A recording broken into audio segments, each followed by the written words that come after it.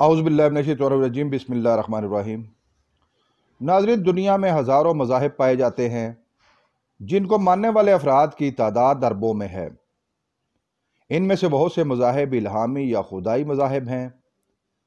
میں ساجد بھٹی اور آپ دیکھ رہے ہیں ہماری سیریز مذاہب عالم، اور آج ہم آپ کے لیے لے کر آ رہے ہیں یہودی مذہب کی تاریخ اور تعارف پر مبنی ایک انتہائی معلوماتی ویڈیو۔ اس ویڈیو میں ہم جانیں گے کہ یہودی کون ہیں، یہودی مذہب کب اور کیسے شروع ہوا، یہودیت کے عقائد کیا ہیں، کیا یہودیت کوئی خدائی مذہب ہے یا نسلی بنیادوں پر بنایا ہوا مذہب، یہودی کس نبی کے ماننے والے ہیں، اور یہودیت کے بارے میں حیرت انگیز معلومات کیا ہیں۔ اس ویڈیو کے دو حصے ہوں گے۔ پہلے حصے میں ہم یہودیت کا تعارف اور اس کی تاریخ بیان کریں گے، جبکہ دوسرے حصے میں یہودیت کے حیران کن عقائد کے بارے میں تفصیلات بیان کی جائیں گی۔ اگر یہ ویڈیو آپ کو پسند آ رہی ہے تو اس کو لائک کیجئے، شیئر کیجئے اور مزید معلوماتی ویڈیوز حاصل کرنے کے لیے چینل کو سبسکرائب کر لیجئے اور بیل آئیکن کو دبائیے۔ ناظرین، یہودیت یا جودائزم ایک الہامی مذہب ہے۔ یہ 4000 سال قدیم مذہب ہے۔ حضرت ابراہیم علیہ السلام کی اولاد میں پیدا ہونے والے انبیاء کرام کی جانب سے اعلان کردہ 3 مذاہب اسلام، عیسائیت اور یہودیت کو دین ابراہیمی کا تسلسل بیان کیا جاتا ہے۔ حضرت ابراہیم علیہ السلام کے بیٹے حضرت اسحاق علیہ السلام بھی نبی ہوئے۔ ان کے ہاں ان کے بیٹے حضرت یعقوب علیہ السلام ہوئے جن کو نبوت ملی۔ بعض روایات کے مطابق حضرت یعقوب علیہ السلام کو ہی اسرائیل کا نام سے بھی یاد کیا جاتا ہے، اسی لیے ان کی نسل کو بنی اسرائیل کہا جاتا ہے۔ حضرت یعقوب علیہ السلام کے 12 بیٹوں میں سے ایک بیٹے کا نام یہودا ہوا۔ اسی یہودا کی اولاد کو یہودی کہا جاتا ہے۔ ان 12 بیٹوں کی نسبت سے بنی اسرائیل کے 12 قبائل بھی وجود میں آئے جن کا تاریخ میں بہت ذکر ملتا ہے۔ یہودیت ایک توحیدی اور الہامی مذہب ہے۔ ان کو اہل کتاب بھی کہا جاتا ہے۔ یہودی حضرت موسیٰ علیہ السلام کی شریعت کو مانتے ہیں۔ پوری دنیا میں اس وقت 1.5 کروڑ سے قریب یہودی آباد ہیں۔ اب ہم جانتے ہیں کہ یہودی کسے کہتے ہیں۔ یہودیت کی قدیم تعریف کے مطابق صرف یہودا کی نسل اور اولاد ہی یہودی ہو سکتی ہے۔ یہودی وہ ہوگا جس کی ماں یہودی ہوگی۔ اس طرح یہ ایک نسلی بنیادوں پر استوار مذہب بھی کہلایا جاتا ہے۔ بعد میں اس کی تعریف میں گنجائش پیدا کی گئی اور یہودیت اختیار کرنے والے کو بھی یہودی کہا جانے لگا۔ یہودیت کی اپنی ایک تاریخ اور عقائد ہیں جو ہم آگے چل کر بیان کریں گے۔ یہودیت کی عبادت گاہ کو بینہ، کلیسا یا سینیگوگ کہا جاتا ہے۔ یہودیوں کی مذہبی علامت 6 کونوں والا ستارہ ہے۔ اس ستارے کو ستارہ داؤدی کہا جاتا ہے۔ یہودیوں کا عقیدہ ہے کہ حضرت داؤد علیہ السلام کی ڈھال اسی ستارے کی شکل کی تھی، اسی لیے یہودیوں نے اپنے مذہب کی نشانی کے طور پر اس نشان کو اختیار کیا۔ یہ ستارہ 14ویں صدی عیسوی کے بعد یہودیت میں استعمال ہونا شروع ہوا۔ حضرت موسیٰ علیہ السلام حضرت یعقوب علیہ السلام کی نسل سے ہی پیدا ہوئے۔ آپ کا شجرہ نسب کچھ یوں ہے: حضرت موسیٰ علیہ السلام بن عمران بن قاہت بن لاوی بن یعقوب علیہ السلام۔ یہودی خدا کی ایک نافرمان قوم ہونے کی وجہ سے اللہ تعالیٰ کے عذاب کی حقدار اور مستحق ٹھہری۔ بنی اسرائیل میں 70,000 سے زائد انبیاء اکرام مبعوث ہوئے۔ ان انبیاء کے مبعوث ہونے کی بنا پر بنی اسرائیل اپنے آپ کو ایک انتہائی معتبر اور بلند پایہ قوم سمجھنے لگی۔ آئیے اب یہودیوں کی مختصر تاریخ کے بارے میں جانتے ہیں، اس کے بعد یہودیوں کے عقائد پر بات کریں گے۔ حضرت یعقوب علیہ السلام کنعان میں مقیم تھے۔ حضرت یوسف علیہ السلام جب مصر کے بازار میں بکنے کے بعد فرعون کے دربار میں پہنچے اور عزیز مصر کے منصب کو پایا تو آپ نے اپنے تمام خاندان کو مصر بلا لیا، جس کے بعد حضرت یعقوب علیہ السلام کی تمام نسل مصر میں ہی پروان چڑھی۔ یاد رہے کہ فرعون مصر کوئی ایک فرعون نہیں بلکہ مصر کے حکمرانوں کو فرعون کہا جاتا ہے، جس کو خدا ہونے کا درجہ دیا جاتا تھا۔ تاریخ مصر میں کل 32 فرعونوں نے حکومت کی۔ حضرت یوسف علیہ السلام کے بعد بنی اسرائیل آہستہ آہستہ مصر کے فرعونوں کے غلام بنتی چلی گئی۔ حضرت موسیٰ علیہ السلام کے زمانے میں हाकिम फ़िरौन का नाम मिनफ़ता बिन रमीस था। उस दौर में फ़िरौन मिस्र बनी इसराइल पर बहुत ज़्यादा मुज़ालिम ढाता था। बनी इसराइल की ज़िंदगी को उसने अजीरन कर रखा था। हज़रत मूसा अलैहिस्सलाम की पैदाइश से कबल फ़िरौन को काहनों ने बताया कि तुम्हारी हुकूमत में एक बच्चा पैदा होगा जो बड़ा होकर तुम्हारी हुकूमत और इक़्तिदार के खात्मे का बायस होगा। फ़िरौन हुक्म जारी करता है कि शहर में पैदा होने वाले तमाम बच्चों को कत्ल कर दिया जाए, और उसके बाद हज़ारों बच्चों को इस दौर में कत्ल किया गया। हज़रत मूसा अलैहिस्सलाम की वलादत के बाद आपकी वालदा इज़्न खुदाबंदी से आपको एक संदूक में बंद करके दरिया में छोड़ देती हैं। वो दरिया फ़िरौन के महल के पास से गुजरता है। फ़िरौन की बीवी इस संदूक को उठाकर बच्चे को गोद ले लेती है। अल्लाह ताला अपनी हिकमत से हज़रत मूसा की वालदा को फ़िरौन के महल तक पहुंचा देते हैं और हज़रत मूसा अपनी वालदा के दूध पर ही जवान होते हैं। ये तमाम वाक़या कुरान मजीद में सूरह अल-कसस में बयान किया गया है। हज़रत मूसा अलैहिस्सलाम फ़िरौन के जबर के खिलाफ अपनी कौम को उठने के लिए तैयार करते रहे, मगर कौम इसके लिए तैयार न हुई। बनी इसराइल पर जन्नत से मनो सलवा भी उतारा गया। अल्लाह ताला ने उनके लिए आम माफ़ी का ऐलान किया। बनी इसराइल के 12 कबीलों के लिए 12 चश्मे जारी फरमाए, मगर बनी इसराइल इसके शुक्रमंदी की बजाय नाशुक्री और बगावत पर ही कायम रहे। जब हज़रत मूसा अलैहिस्सलाम जबल सनाई पर गए तो बनी इसराइल ने एक गाय की परस्तिश शुरू कर दी। अल्लाह ताला ने इस गाय को ज़िबा करने का हुक्म दिया तो हीले बहाने से बनी इसराइल इससे गुरेज़ां रहे।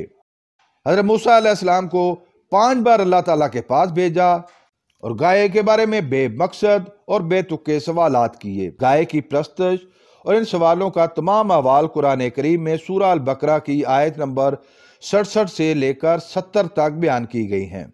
बाद अज़ां जब हज़रत मूसा अलैहिस्सलाम ने कौम बनी इसराइल को फ़लस्तीन के हुक्मरानों के खिलाफ लड़ने को कहा तो बनी इसराइल ये कहकर इससे अलग हो गए कि हम नहीं जाएंगे, तुम जानो और तुम्हारा खुदा जाने। माज़अल्लाह। ये तमाम वाक़यात भी कुरान मजीद में सूरह अल माइदा आयत नंबर 24 के तहत बयान किए गए हैं। ये सब बयान करने का मकसद ये है कि बनी इसराइल शुरू से ही एक ज़िद्दी, नाशुक्री और नाफरमान कौम हुई। फिर जब हज़रत मूसा अलैहिस्सलाम और बनी इसराइल के लिए मिस्र की ज़मीन तंग कर दी गई तो हज़रत मूसा अलैहिस्सलाम ने कौम को कूच करने का हुक्म दिया, मगर रास्ते में बहेरा अहमर यानी बहेरा कुलज़म आता था। फ़िरौन को इतला हुई कि बनी इसराइल मिस्र से निकलकर कनान की तरफ जा रहे हैं, तो उसने हज़रत मूसा अलैहिस्सलाम का पीछा किया। अल्लाह के इज़्न से हज़रत मूसा अलैहिस्सलाम ने अपनी छड़ी दरिया में मारी तो पानी 2 हिस्सों में बट गया और तमाम लश्कर को रास्ता फराहम कर दिया और बनी इसराइल इस रास्ते पर निकल गए। जब फ़िरौन पानी के दरमियान पहुंचा तो 2 पार्टों में बटा हुआ पानी मिल गया और फ़िरौन गर्क हो गया। दरिया के उस पार वादी सीना में क़याम के बाद बनी इसराइल यरूशलेम यानी मौजूदा इसराइल की तरफ चले गए। बाद अज़ां हज़रत दाऊद अलैहिस्सलाम और हज़रत सुलेमान अलैहिस्सलाम का ज़हूर हुआ। 1010 कबल मसीह में हज़रत दाऊद अलैहिस्सलाम ने सल्तनत इसराइल की बुनियाद रखी। हज़रत सुलेमान अलैहिस्सलाम ने यरूशलेम पर हुक्मरानी की और आप 970 से 931 कबल मसीह तक यहाँ के हाकिम रहे। हज़रत सुलेमान अलैहिस्सलाम के बेटे रहबे आम के दौर में बनी इसराइल के 10 कबाइल ने बगावत कर दी और यह सल्तनत 2 हिस्सों में बट गई। एक को सल्तनत इसराइल कहा गया जबकि दूसरी सल्तनत यहूदा कहलाई। बाद में सल्तनत इसराइल ख़त्म हो गई और सल्तनत यहूदा बरकरार रही। 5वीं सदी कबल मसीह में ईरानी अचाईमंद रियासत ने यरूशलेम पर कब्जा कर लिया और उसके बाद यहूदियों को वापस आने की इजाज़त दी गई। इसी दौर में दूसरा हैकल बनाया गया। 17वीं सदी ईस्वी में जब यरूशलेम रोमन सल्तनत के ज़ेर तसल्लुत चला गया तो उस वक़्त यहूदियों ने रूमी सल्तनत के खिलाफ बगावत कर दी। इसे बगावत अजीम कहा जाता है। इस दौर के रूमी गवर्नर ने इस बगावत को कुचल दिया। हज़ारों यहूदी मारे गए, शहर को लूट लिया गया और दूसरे हैकल को भी तबाह कर दिया गया। यहूदियों को शिकस्त हुई। यहूदा के इलाके से तमाम यहूदियों को निकाल दिया गया। रूमी सल्तनत ने यरूशलेम में यहूदियों के दाखिले पर पाबंदी लगा दी। यहूदियों को इबादत से रोक दिया गया। اس دور میں تمام یہودی صرف تحقیق و تدوین کا کام کرتے رہے، کتابوں کو مرتب کیا گیا اور عقائد کی ترویج پر زور دیا گیا۔ مسیحیت کے عروج کے زمانے میں یہودیوں کو ایک مرتبہ پھر کسی قدر آزادی حاصل ہوئی۔ اسی زمانے میں مذہبی اسکالرز کے پر مشتمل رابیز کی ایک اتھارٹی بنائی گئی اور پھر مقدس کتاب تالمود کو بھی مرتب کیا گیا۔ 586 قبل مسیح میں بابل کے حکمران بخت نصر نے یہودیوں کا قتل عام کیا اور یروشلم شہر کو آگ لگا دی، اور ہیکل سلیمانی جو کہ یہودیوں کے لیے ایک مقدس مقام ہے، اس کو منہدم کر دیا۔ یہ ہیکل حضرت سلیمان علیہ السلام نے تعمیر کروایا تھا۔ یہودی ایک مرتبہ پھر دربدر ہو گئے۔ 534 سے 404 قبل مسیح تک یہ قبائل دربدر پھرتے رہے۔ 333 سے 331 قبل مسیح کے دور میں اسکندر اعظم نے یروشلم پر قبضہ کر لیا۔ 570 عیسوی میں اسلام کا ظہور ہوتا ہے۔ نبی مکرم صلی اللہ علیہ وسلم کی بنی ہاشم میں ولادت پر بنی اسرائیل بہت رنجیدہ ہوئے۔ انہوں نے نبی مکرم صلی اللہ علیہ وسلم کو نبی ماننے سے انکار کر دیا اور اسلام کے خلاف سازشیں شروع کر دیں۔ اس کی بنیادی وجہ یہ تھی کہ یہودیوں یا بنی اسرائیلیوں کا یہ ماننا تھا کہ اللہ کے آخری نبی کی جو نشانیاں توریت میں بیان کی گئی ہیں وہ نبی بنی اسرائیل میں پیدا ہوں گے، مگر نبی مکرم صلی اللہ علیہ وسلم کی قریش یا بنی ہاشم میں ولادت پر وہ سیخ پا ہو گئے۔ اس کے بعد 1095 سے 1258 تک صلیبی جنگوں کا دور رہا اور یہودیوں نے عیسائیوں کا ساتھ دیا۔ 1258 سے لے کر 1500 عیسوی تک غلبہ اسلام کا دور رہا۔ اس دور میں یہودیوں کو ہر ریاست میں پناہ دی گئی اور ان کو تمام تر مذہبی آزادیاں حاصل تھیں۔ سن 1500 سے لے کر 1920 تک سلطنت عثمانیہ کا راج رہا۔ 1700 سے 1917 تک کے عرصہ کو جیوز کانٹمپریری پیریڈ کہا جاتا ہے۔ 1915 میں پہلی عالمی جنگ کا آغاز ہوا۔ یہ جنگ دراصل سلطنت عثمانیہ کو ختم کرنے کا ایک عالمی منصوبہ تھا۔ جب ہٹلر نے طاقت پکڑی تو اس نے یورپ میں یہودیوں کا قتل عام کیا، جس کو ہولوکاسٹ کے نام سے جانا جاتا ہے۔ اس قتل عام میں 60 لاکھ سے زائد یہودی قتل کر دیے گئے۔ پہلی جنگ عظیم کے بعد سلطنت عثمانیہ کا خاتمہ ہو گیا۔ اس زمانے میں یروشلم سلطنت عثمانیہ کا حصہ تھا۔ سلطنت عثمانیہ کے خاتمے کے بعد یروشلم برطانوی راج کا حصہ بن گیا۔ 1918 سے لے کر 1947 تک برطانیہ نے اس خطے پر حکومت کی۔ اس دور میں یہودیوں کو کافی آزادیاں حاصل رہیں۔ 14 مئی سن 1948 کو موجودہ اسرائیل کے قیام کا اعلان کر دیا گیا۔ یہ اسرائیل یہودیوں کا مرکز و محور ہے۔ ناظرین، آئیے اب ہم جانتے ہیں کہ یہودیوں کے عقائد کیا ہیں۔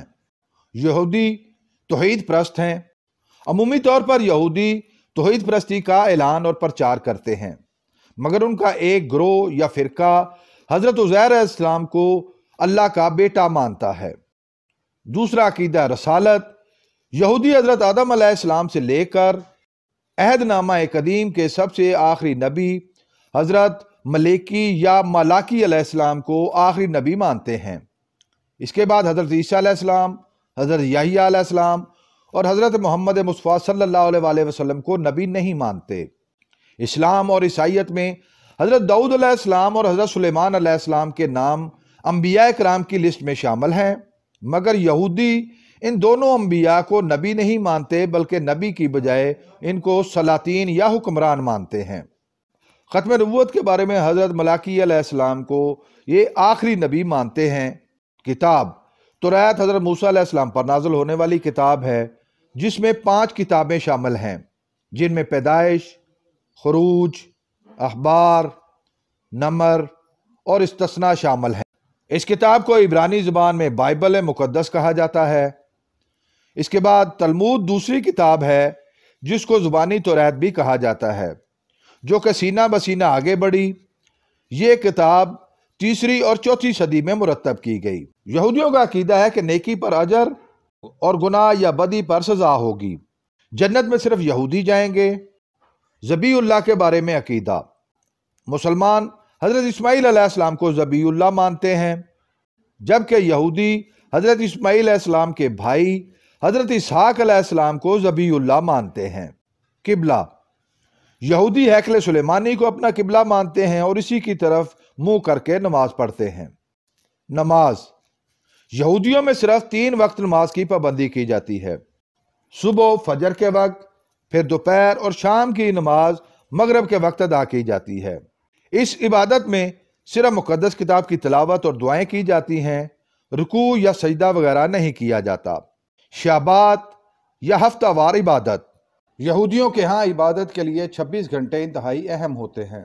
ये वक्त जुमा की शाम सूरज गुरूब होने से शुरू होकर हफ्ता की रात 3 सितारे नजर आने तक शुमार किया जाता है। इसको शबात या शबत भी कहा जाता है। इस दौरान यहूदी पैसे कमाने वाले काम नहीं करते, पैसों के जिक्र से परहेज करते हैं, बंद रोशनियों को नहीं जलाते और जलती हुई रोशनियों को नहीं बुझाते और आग से आग नहीं जलाते। कुशरत यानी हलाल गोश्त, यह यहूदी मजहबी अकायद का एक अहम जुज़्व है। इससे मुराद ऐसा गोश्त जो कि शरई कवानीन के मुताबिक ज़िबा किया गया हो, खाने की इजाज़त है। यहूदियत में ऊंट और खरगोश का गोश्त हलाल नहीं। इसी तरह शराब अमूमी तौर पर हराम, मगर कुछ फ़िरक़ों में हलाल और जायज़ है। यहूदी अहकामात की नौइयत, यहूदी अकायद की 2 नौइयतें हैं। एक को मुतज़ो यानी फ़र्ज कहा जाता है। ये ऐसे अकायद हैं जो फ़र्ज का दर्जा रखते हैं, इनमें तब्दीली मुमकिन नहीं, जैसे मखसूस लिबास, मखसूस दाढ़ी, मखसूस खाना और अमाले सालिया जैसे माँ की खिदमत करना वगैरह। इसके अलावा 1613 अहकामात को इख्तियारी दर्जा दिया गया है, जिनमें ताज़ीरात कदरे नरम हैं और इनमें तब्दीली भी मुमकिन है।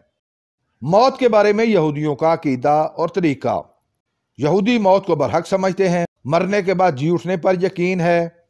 मरने के बाद मैयत को फर्श पर लेटा दिया जाता है, उसके पास शम्में रोशन की जाती हैं।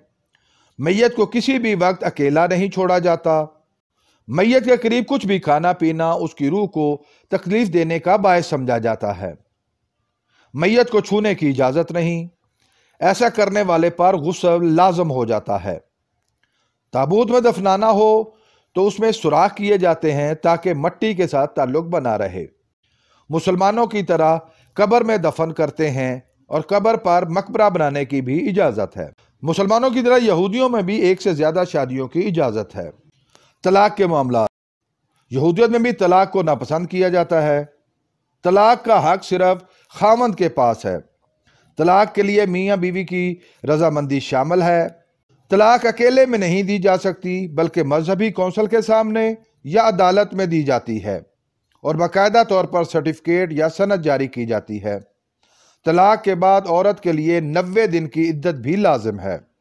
इमाम मादी या मसीह मऊद के बारे में अकीदा, यहूदियों के यहाँ निजात दहिंदा का तस्वर तो पाया जाता है, मगर हज़रत ईसा अलैहिस्सलाम को मसीह नहीं मानते। इनका अकीदा है कि एक निजात दहिंदा आएगा, वो बनी इसराइल को मुत्तहिद करेगा और हैकल की दोबारा तामीर होगी। यहूदियों का रोज़ा, यहूदियों का रोज़ा 24 घंटे का होता है, जो गुरूब आफ्ताब से अगले दिन गुरूब आफ्ताब तक रहता है। सूद के बारे में अहकामात, यहूदी अकीदा के मुताबिक यहूदी का यहूदी से सूद लेना जायज़ नहीं, जबकि गैर यहूदी से सूद लिया जा सकता है। नाजरीन, हमने अक्सर यहूदियों के लिए सेहूनियत का लफ्ज़ भी सुना है। आइए अब हम जानते हैं कि सेहूनियत और यहूदियत में क्या फ़र्क है। दर हकीकत यहूदियत एक मजहबी फ़िक्र और मजहबी तहरीक है, जबकि सेहूनियत एक सियासी तहरीक है जो कि एक यहूदी रियासत के क़याम के लिए जद्दोजहद पर मामूर है। यहूदियों के बुनियादी तौर पर 4 बड़े फ़िरके हैं। उनमें ऑर्थोडॉक्स जो जिद्दत पसंद कहलाते हैं, दूसरे कंजर्वेटिव्स जो कतामत पसंद कहलाते हैं, तीसरे रिफॉर्म्स जो लिबरल्स कहलाते हैं, और रिकंस्ट्रक्टिव जो यहूदी मज़हब की तरतीब नौ के हामी हैं। नाजरीन, तारीखी हवालाजात और कुरान पाक की तालीमात हमें यह बताती हैं कि बनी इसराइल एक सरकश और बागी कौम है। इंसानियत के खिलाफ سازش ان کی فطرت میں شامل ہے۔ یہی وجہ ہے کہ تاریخ میں کئی مرتبہ یہودیوں کو ان کی سرزمین سے بے دخل کیا گیا اور بنی اسرائیل سینکڑوں سال تک در بدر پھرتے رہے اور اللہ کے عذاب اور گرفت کے حقدار ٹھہرے۔ امید ہے آپ کو ہماری یہ کاوش پسند آئی ہوگی۔ بہت جلد ایک نئی معلوماتی اور دلچسپ ویڈیو لے کر آپ کے سامنے حاضر ہوں گے۔ اگر آپ اس ویڈیو کے بارے میں اپنی کوئی رائے دینا چاہیں تو کمنٹ باکس کا استعمال کریں۔